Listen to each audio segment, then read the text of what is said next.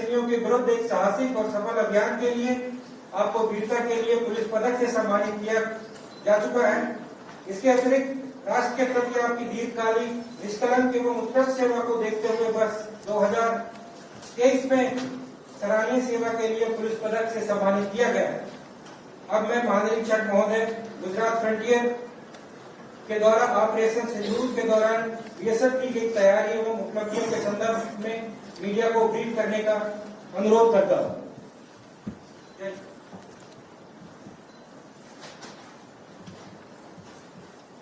साथियों, सीमा सुरक्षा बल भारत पाकिस्तान और भारत बांग्लादेश सीमा की पवित्रता को बनाए रखने के लिए कार्यरत है। अगर मैं भारत पाकिस्तान सीमा की बात करता हूं तो जम्मू कश्मीर की बर्फीली चोटियों से लेकर के हमारे गुजरात के पीक एरिया तक पूरे का पूरा जिम्मेदारी का इलाका बीएसएफ का है। यदि मैं अपने गुजरात फ्रंटियर की बात करूं तो राजस्थान के बाड़मेर से लेकर के हमारा एरिया स्टार्ट होता है और जैसा कि आपको पता है बाड़मेर में विशाल मरुस्थल, सैंड ड्यून्स, 50+ टेम्परेचर, इन सभी का सामना बीएसएफ के कार्मिक रोज़ाना करते हैं।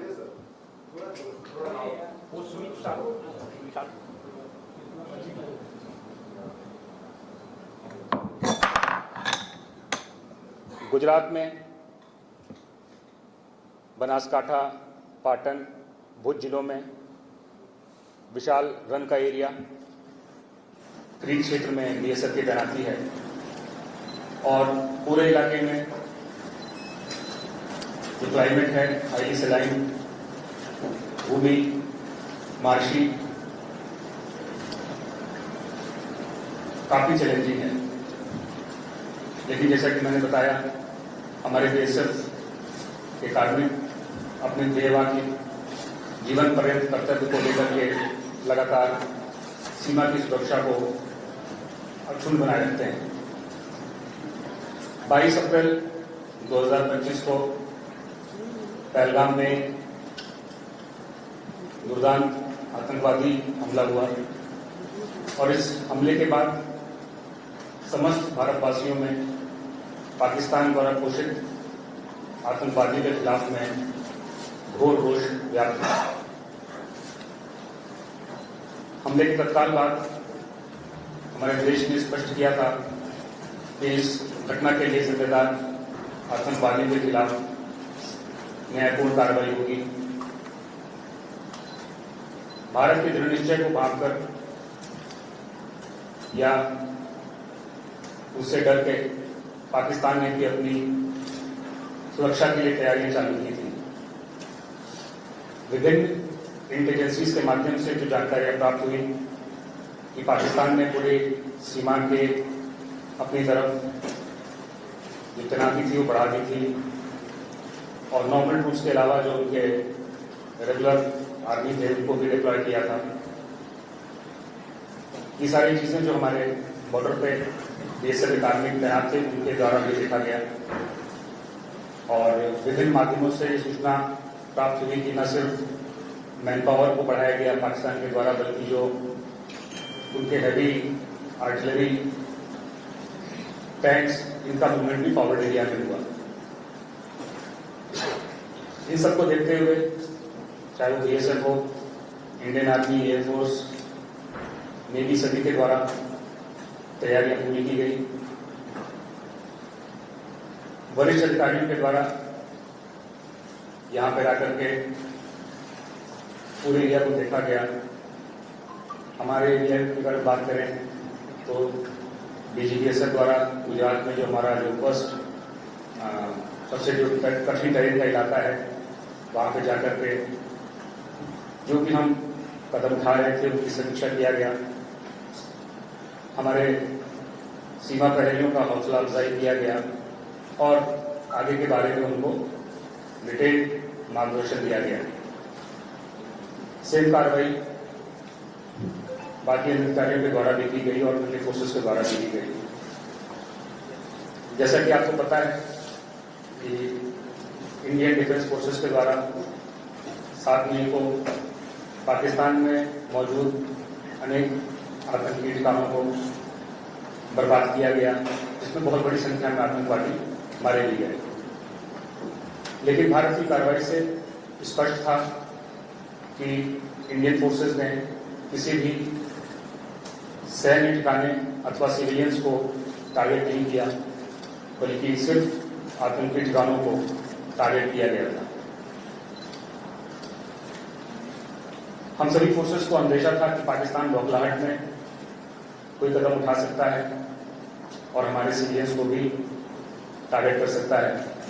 तो सभी फोर्सेस ने उसके लिए तैयारियां किया, डिस्ट्रिक्ट एडमिनिस्ट्रेशन स्टेट के साथ कोऑर्डिनेट करके और विशेषकर जो आम जनता थी उनके साथ में कोऑर्डिनेट करके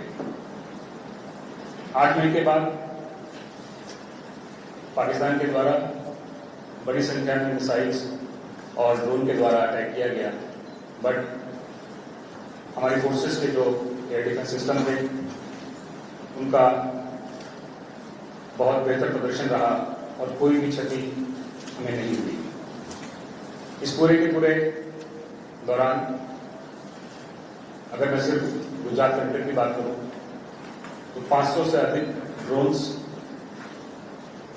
पाकिस्तान के द्वारा हमारी सीमाओं के अंदर भेजे गए, लेकिन जो भी सिस्टम डिफेंस फोर्सेस ने डिवाइस कर रखा था उसका नतीजा यही हुआ कि इन सारे हमलों में ना किसी सुरक्षा बल की हानि हुई और ना ही हमारे किसी सिविलियन की हानि हुई।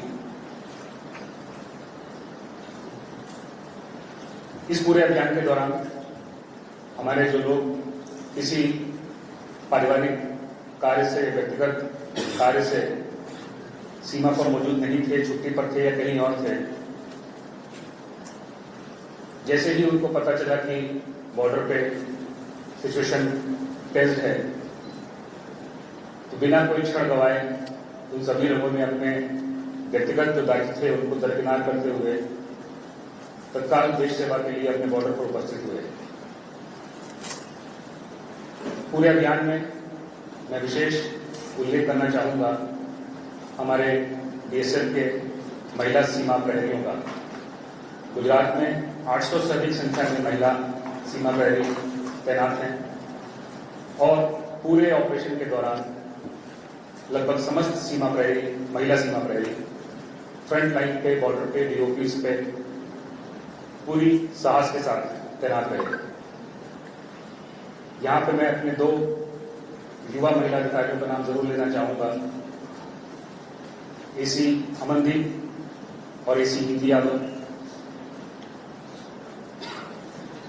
दोनों महिला सहायक कमांडेंट कंपनी कमांडर के तौर पे जो सबसे कठिन क्रीक क्षेत्र है वहां पर अपनी कंपनी को लीड करते रहे और सीमा की सुरक्षा को उन्होंने सुनिश्चित किया। पूरे अभियान में जो एक चीज काबिल गौर रही वो BSF, Indian army, air force, navy का आपस में कोऑर्डिनेशन रहा। जिस भी फोर्स को जो भी रिक्वायरमेंट थी वो दूसरी फोर्स के माध्यम से प्राप्त हुई। अगर मैं गुजरात स्टेट की बात करूं तो माननीय मुख्यमंत्री जी के द्वारा ऑलमोस्ट डेली बेसिस पे सभी सिक्योरिटी फोर्सेस के साथ में और अपने जो कंसर्न डिपार्टमेंट्स गुजरात गवर्नमेंट के थे उनके साथ में रिव्यू किया गया और जो भी हमारी रिक्वायरमेंट थी उनको कंसर्न डिपार्टमेंट ने इमीडिएटली पूरा किया। गुजरात के माननीय गृह मंत्री जी के द्वारा व्यक्तिगत तौर पे फोर्सेस से मिल करके जो भी हमको रिक्वायरमेंट थी या जो हम रिक्वायरमेंट एंटिसिपेट कर रहे थे कि भविष्य में पड़ने वाली हैं उनकी जानकारी ली गई और विदिन 1 नाइट शाम को उन्होंने मीटिंग की और अगले मॉर्निंग तक जो जो सामान हमको रिक्वायरमेंट थी या जो हमने भविष्य के लिए एंटिसिपेट किया था वो सभी उपलब्ध करवा दिया गया। सेम चीज हमको सभी डिस्ट्रिक्ट्स में देखने को मिला। बनासकांठा, पाटन, भुज में रिस्पेक्टिव डीएम्स, एसपीज और बाकी डिपार्टमेंट्स, चाहे वो बिजली के डिपार्टमेंट्स हों, वाटर सप्लाई के डिपार्टमेंट्स हों, विशेषकर मेडिकल हेल्थ फैसिलिटीज के जो डिपार्टमेंट थे, उन्होंने आगे बढ़ चढ़ करके बीएसएफ के लिए और सिक्योरिटी फोर्सेस के लिए जो कुछ भी रिक्वायरमेंट थी उन्होंने समय से पहले उसको अवेलेबल करवा दिया गया। पूरे अभियान के दौरान जैसे कि मैंने कहा कि हमको अंदेशा था कि पाकिस्तान सिविलियन टारगेट्स को भी निशाना बना सकता है, तो बीएसएफ के द्वारा लगातार जो सीमावर्ती हमारे गांव थे वहां पर गांव वालों के साथ मीटिंग किया गया और बेसिक उनको डूज एंड डोंट्स क्या उनको करना है, क्या ड्रिल है, उसके बारे में बताया गया। बट ये बहुत हमारे लिए रीअश्योरिंग था कि ऑलमोस्ट सभी गांव में जहां पर भी हमने मीटिंग किया, सभी गांव वालों ने हमको बताया कि जब तक बीएसएफ फ्रंट लाइन पे तैनात है तो उन्हें कोई भी खतरा, कोई भी भय नहीं है। और सभी गांव में वापस में हमको यही बोला कि आप फ्रंट लाइन पर हैं, देश की सुरक्षा में हैं, आपको जो रिक्वायरमेंट हो आप हमको बताइए, हम आपको उस रिक्वायरमेंट को फुलफिल करेंगे। तो आज इस वार्ता के माध्यम से मैं पूरे बीएसएफ की तरफ से गुजरात में माननीय मुख्यमंत्री जी को, माननीय गृह मंत्री जी को और समस्त डिपार्टमेंट्स को, विशेषकर जो हमारे गुजरात की जनता है जिन्होंने पूरा बढ़ चढ़ के हमारा साथ दिया, उनका भी मैं धन्यवाद देता हूँ। इंटेलिजेंस में सारी की सारी एजेंसीज लगातार मिलजुल के काम कर रही थी और इसीलिए जो भी सूचना थी वो इमीडिएटली कंसर्न डिस्ट्रिक्ट्स को, कंसर्न लोगों को मिल रही थी और इसके चलते कोई तकलीफ हमको नहीं थी। बीएसएफ का पूर्व के जो युद्ध हुए हैं उसमें भी काफी गौरवपूर्ण इतिहास रहा है। इधर 1971 में बीएसएफ की 3 बटालियन, फर्स्ट, सेकंड, थर्ड ने 15 से अधिक सीमा चौकियां जो पाकिस्तान की थी उनको बर्बाद किया या फिर कब्जा किया, नगर पार तक जा करके उसको अपने कब्जे में लिया था। इस बार भी बीएसएफ और समस्त फोर्सेस का कोऑर्डिनेशन अभूतपूर्व था और किसी भी कंडीशन से निपटने के लिए हम सभी तैयार थे और अभी तैयार भी हैं। इस तैयारी का ही एक रिजल्ट था कि 23 मई 2025 को हमारा जो श्रीराम सब सेक्टर है वहां पर एक जो पाकिस्तानी पोस्ट लगभग 2.5 किलोमीटर दूर है बॉर्डर से, वहां से उस डायरेक्शन से एक संदिग्ध व्यक्ति आता हुआ दिखाई पड़ा हमारे ट्रूप्स को और ट्रूप्स ने बहुत समझदारी और का परिचय देते हुए जो भी रूल्स ऑफ एंगेजमेंट थे उसका पालन करते हुए उस इंट्रूडर को न्यूट्रलाइज किया। आगे भी हम लोग सभी लोग किसी भी परिस्थिति से निपटने के लिए तैयार हैं। अंत में एक बात, मैं जो भी हमको इस पूरे ऑपरेशन के दौरान आप सभी लोगों का, मीडिया का जो समर्थन प्राप्त हुआ, जो भी डायरेक्शंस गवर्नमेंट से थे, जो भी निर्देश आम जनता की बेहतरी के लिए फोर्सेस देना चाहते थे, वो आप लोग के माध्यम से इमीडिएटली लोगों तक पहुंचे। रिजल्ट इसका यही हुआ कि ना ही कहीं पर कोई पैनिक क्रिएट हुआ और जनता में फोर्सेस के प्रति एक विश्वास अडिग रहा। तो इस वार्ता के माध्यम से मैं आप लोगों ने या मीडिया ने जो अपना एक जिम्मेदारी का परिचय दिया है उसके लिए भी मैं आप सभी का आभार व्यक्त करता हूं। फाइनली, जो मैंने शुरुआत में कहा था कि बीएसएफ का ध्येयवाक्य जीवन पर्यंत कर्तव्य है और हम सभी सीमा प्रहरी उसी ध्येयवाक्य को ध्यान में रखते हुए निरंतर से देश की सेवा में अग्रसर है। धन्यवाद। जय हिंद। Thank you sir. यदि आपके कोई प्रश्न है तो आप पूछ सकते हैं, एक एक करके पूछें। Sir, I think सर यहाँ पर स्टेटमेंट में लिखा हुआ है high calibre equipments and surveillance equipments were deployed. क्या कुछ बता सकते हैं because we talking about indigenous equipments and after we also being deployed in other countries, तो उसके बारे में कुछ जानना चाहिए। I won't go into the specifics of the weapons deployed, but these are normal surveillance equipments and high caliber weapons which BSF is having. So these are normal weapons which BSF is having from earlier times also. So those weapons which are in our inventory that were utilized, and those weapons are especially used for such purposes only. Normally we don't deploy those weapons on border, but if situation aggravates, then those weapons are used.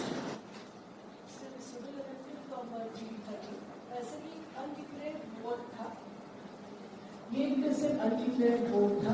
आपने जैसे बताया कि 500 जितने जो exam थे वो लाए थे गुजरात में, तो उनको हमने वैसे विफल कर दिया। लेकिन इस अनडिक्लेयर्ड वोट से बीएसएफ ने क्या सिखाया, किस तरह की स्ट्रेंथन की जरूरत है इस पाकिस्तान गुजरात की बॉर्डर के बारे में कुछ भी लगेगा हम बात करें? नहीं, डेफिनेटली इस तरह के सर्कमस्टांसेस शायद पहली बार पैदा हुई और बहुत सारे इसमें लर्निंग्स हैं, न सिर्फ बीएसएफ के लिए बल्कि सभी फोर्सेस के लिए और अलग अलग डिपार्टमेंट्स के लिए भी। और इन सभी चीज़ों को रेस्पेक्टिव लेवल पे एनालाइज किया जा रहा है कि सो दैट बेटर वे में हम कैसे इसमें हम रिस्पॉन्ड कर सकते हैं। कोई भी सिस्टम में हमेशा इम्प्रूवमेंट का स्कोप रहता है, तो बट वो डिफरेंट लेवल्स पे चल रहा है कि क्या क्या चीज़ों को देखा गया, क्या क्या एनालिसिस में बहुत सारी चीज़ें और आएंगी, तो उसके बेसिस पे हम आगे के लिए अपना जो एक कार्यप्रणाली है उसको मॉडिफाई करेंगे। Sir, the MHA informed the BSF regarding its involvement in the Operation Sindoor. So, what were the objectives of Operation Sindoor? जो बीएसएफ का जो मैंने कहा कि ऑब्जेक्टिव जीवन पर्यंत कर्तव्य और जो हमारी अंतर्राष्ट्रीय सीमा है उसकी पवित्रता को अक्षुण्ण बनाए रखना ही है कि अंडर नो सर्कमस्टांसेस जो हमारी सीमा है उसको कोई वायलेट कर सके।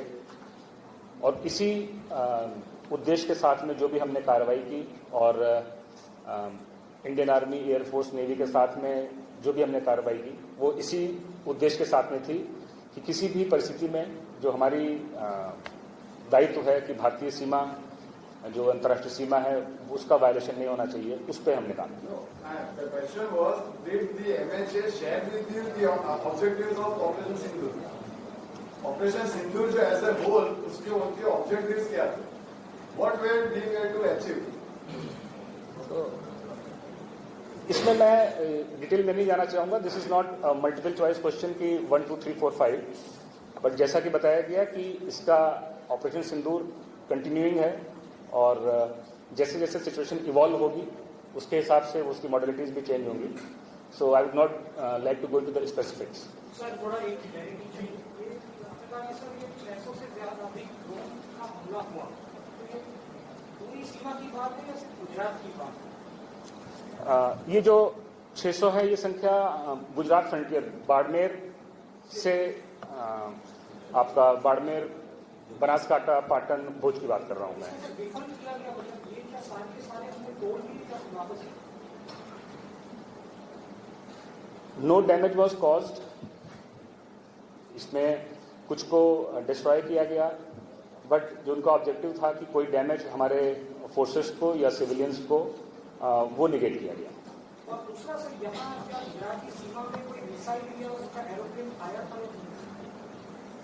वो हमने प्रेस में भी ब्रीफिंग में लिखा हुआ है कि मिसाइल और ड्रोन से जो अटैक हुए थे उनको या तो डिस्ट्रॉय कर दिया गया या फिर उनको रिटर्न करना पड़ा, but no damage could be caused. Gujarat की तरफ उन्होंने मिसाइल हमला किया था कि नहीं सकते? एयर अटैक, मिसाइल्स, ड्रोन्स का डेफिनेटली